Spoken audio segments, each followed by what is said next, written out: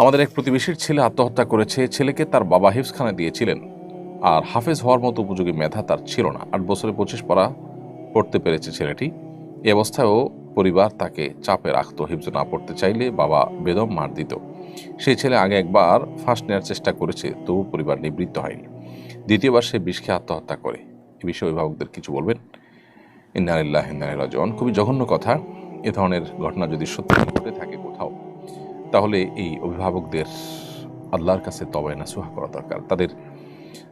তাদের নিজেদের এই কাজের জন্য প্রায়শ্চিত্ত করা দরকার, জীবনের সবচেয়ে বড় এবং সবচেয়ে শক্তিশালী প্রায়শ্চিত্ত। কারণ হলো, প্রথমত একটি অপ্রাপ্তবয়স্ক নাবালেগ শিশু, তাকে কোনো কিছুর জন্য চাপ দেওয়া এভাবে, সেটাই শরীয়তের দৃষ্টিকোণ থেকে নাজায়েজ। খোদ নামাজের জন্য তো এভাবে চাপ দেওয়ার অধিকার ইসলাম আমাদেরকে দেয়নি। সেখানে ফরজ নামাজ এটার চাইতে কোরআন কারীমের হাফেজ হওয়াটা তো বেশি গুরুত্বপূর্ণ নয়? তাহলে এর জন্য চাপ দেওয়াটা বেশিরভাগ ক্ষেত্রেই আমাদের আমাদের নিজেদের খাহেশ পূরণ করার জায়গা থেকে, আমরা হাফেজের বাবা হতে চাই, হাফেজ হবে, আমরা গাল গল্প দিতে পারবো, এই সমস্ত জায়গা থেকে। তো এগুলো সন্দেহাতীতভাবে ভুল। অনেক বাবা মা আছেন পড়ালেখার জন্য সন্তানকে মাত্রাতিরিক্ত চাপাচাপি করেন, যেগুলো তাদেরকে আরও বেশি ক্ষতিগ্রস্ত করে, ডিপ্রেসড করে ফেলে।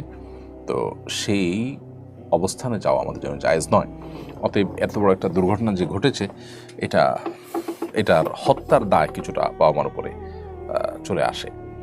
কারণ তারা একবার যেহেতু বাচ্চা এরকম পথে যাচ্ছিল, এরপরে তারা যখন নিবৃত্ত হয়নি, তাহলে তার জন্য তাদেরকে অবশ্যই আল্লাহ তাআলার কাছে তওবা নাসুহা করতে হবে, এবং যথাযথ তওবা না করলে এটির ক্ষমা লাভ করার পথ খুবই কঠিন।